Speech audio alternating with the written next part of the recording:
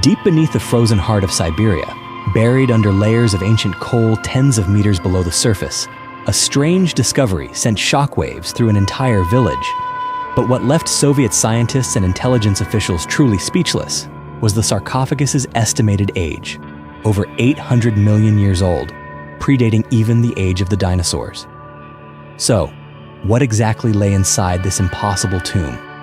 And could this discovery force us to rewrite everything we thought we knew about human history?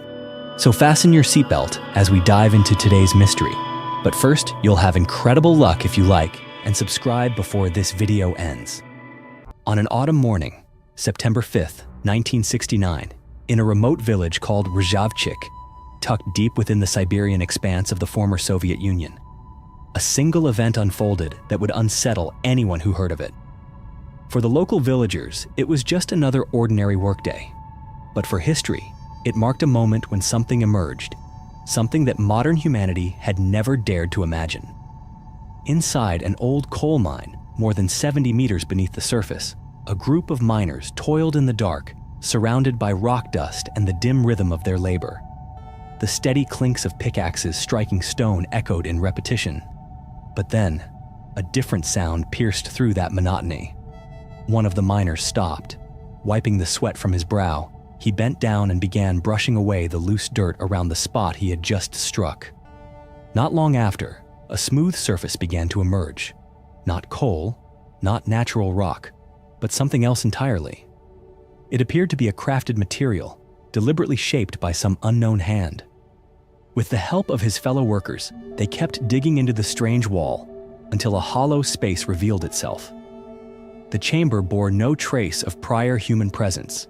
The air within was thick, frigid, and saturated with a scent that defied explanation. When their flashlights cast beams across the stone walls, the men froze in silence at the surreal scene now laid bare before them. A sarcophagus of marble, nearly 3 meters in length and about 1 meter high, lay before them, its intricate carvings so precise that none could believe it was the product of human hands from the industrial age. The head of the mine immediately notified local authorities, but for the miners, imagination had already slipped beyond restraint. Some whispered of ancient treasure or a long-buried royal relic. Others feared their discovery would be seized by the state without so much as an explanation. Caught between excitement and apprehension, a spontaneous decision was made. They would open the sarcophagus themselves, without waiting for orders from above. When the marble lid of the sarcophagus was finally opened, the entire space seemed to fall silent in a moment that defied description. The miners stood frozen, overwhelmed by the scene before them. Inside the sarcophagus lay a young woman, motionless in a state of perfect preservation, as if she had only just drifted off into a short slumber. Her beauty did not conform to modern standards, but instead radiated an ancient, pure, and almost mythical allure. Her skin was impossibly pale, whiter than even those afflicted with albinism, and flawlessly smooth without a single blemish. Her long, wavy hair, a deep shade of brown, cascaded gently across her shoulders and down her back. It was a form of beauty that could not be compared to any known ideal of contemporary humanity. But what truly left them breathless was not just her appearance, it was the flawless condition of her body. She was submerged in a transparent pink liquid which enveloped her form like a protective veil. Also resting within the sarcophagus, beside her head, was a mysterious object, a small black metal box, sleek and compact, bearing no recognizable marks of any known technology. At the time, in 1969, no one could fathom what function this device might serve. But many years later, as smartphones became a reality, those who had once witnessed this discovery began to realize the object bore an uncanny resemblance in size and shape to a high-tech communication device.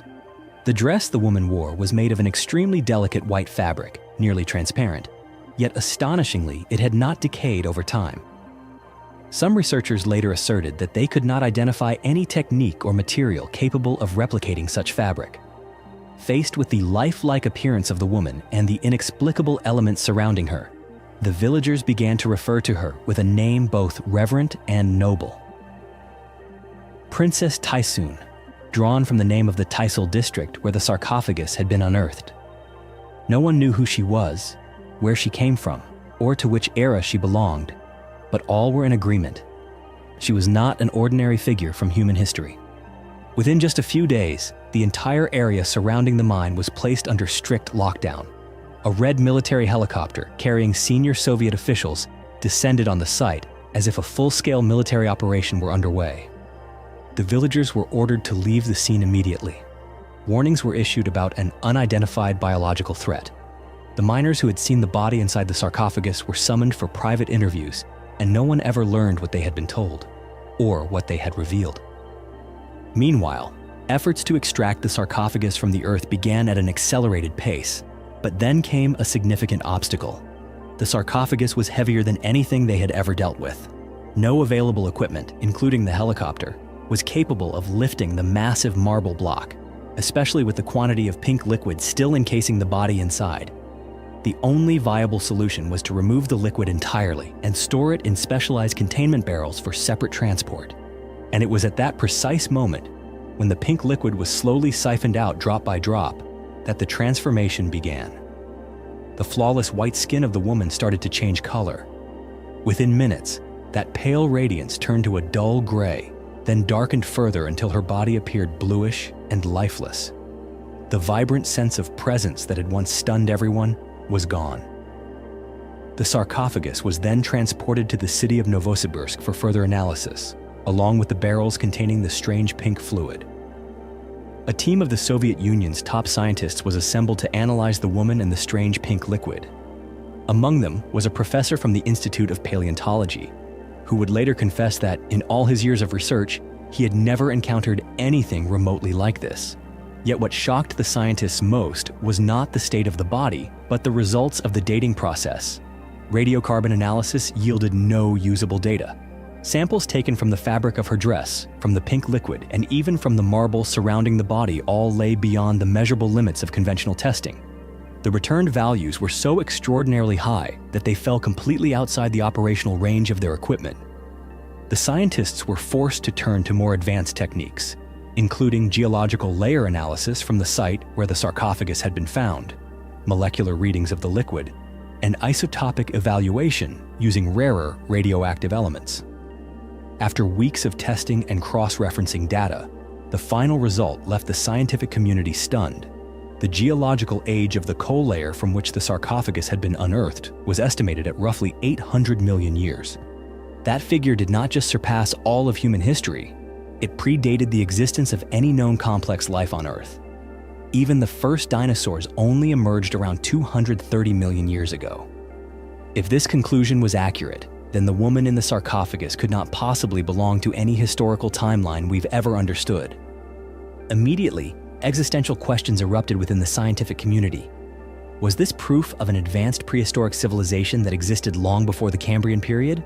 Or was she perhaps an extraterrestrial being? If the discovery of the marble sarcophagus and the body of the mysterious woman had left the village of Rzhavchik stunned, then what followed in the months and years after would plunge it into fear and confusion. The miner who first uncovered the sarcophagus died in what was officially deemed a bizarre traffic accident. Known to be a careful and responsible man with no history of drinking, the investigation report nonetheless claimed he had been driving his motorcycle under the influence when he collided with a truck on a village road. His family rejected this explanation entirely. They said he had changed after returning from the mine, startling awake in the middle of the night, gripped by a fear he couldn't put into words. But that was only the beginning of what would become a long string of tragedies. Just weeks later, another miner suddenly vanished in the forest. His body was found on the riverbank, curled in on itself as if from acute hypothermia, despite the weather being far from cold that day. Whispers began to circulate among the villagers. The curse of the sarcophagus, they called it. And each passing year seemed to lend credence to that belief, as more people connected to the 1969 incident met with untimely ends. By 1973, just 4 years after the discovery, the Soviet military unexpectedly descended upon Tysel district. They sealed off the entire forest surrounding the old coal mine with 3 rings of steel security, erected checkpoints on every trail, and strictly forbade locals from entering the newly declared restricted zone. Only years later, through rare and fragmented testimonies, did pieces of the truth begin to emerge. A geologist who had participated in the early analysis of the so-called princess would later recount that during the summer of that same year, Soviet special forces discovered 2 more sarcophagi near a lake a few kilometers from the original mine site. Both were carved from white marble, identical in design to the first, and each contained a body preserved in the same strange pink liquid, just as perfectly intact, just as otherworldly. Everyone involved in the excavation or subsequent study of these sarcophagi was forced to sign non-disclosure agreements. Some were abruptly transferred to distant posts. Others simply disappeared.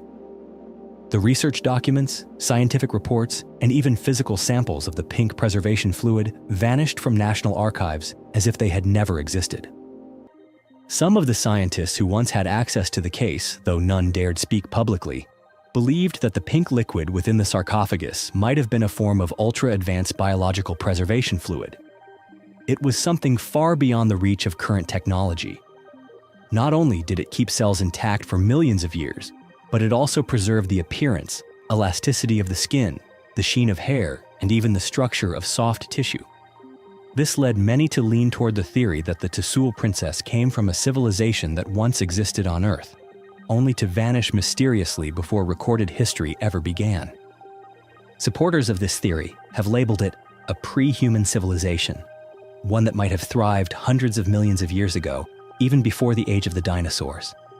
They argue that there may once have been a society with scientific and technological capabilities far beyond what we possess today. A more radical theory suggested that the princess did not come from Earth at all. Her pearl-white skin was believed to be an adaptive response to a world with lower light levels, perhaps a planet farther from its sun. The sarcophagus and the preservation fluid, then, might not be ancient terrestrial artifacts at all, but rather products of extraterrestrial technology. This theory gained further traction when compared to the controversial yet increasingly discussed ancient astronaut hypothesis. According to this line of thought, the Tsoul princess could have been a member of an interstellar expedition, someone who crash-landed on this planet during a disaster whose cause remains unknown. Her sarcophagus, in this view, was a kind of cryogenic chamber where time was nearly frozen to sustain life indefinitely. But if that were true, one question remains unanswered. Why has she not awakened? Today, near the site of the old coal mine, a simple granite memorial stone has been quietly erected. Etched into its face are the words, "In 1969, at this site, a young woman was discovered lying within a marble sarcophagus, dated to hundreds of millions of years ago." If today's story made you pause, even for a moment, to reflect on the mysteries that lie beyond human understanding, don't hesitate to share your thoughts in the comments below. And if you'd like to keep following us on this journey through forgotten history and untold stories, be sure to subscribe and turn on notifications. We'll see you in the next video.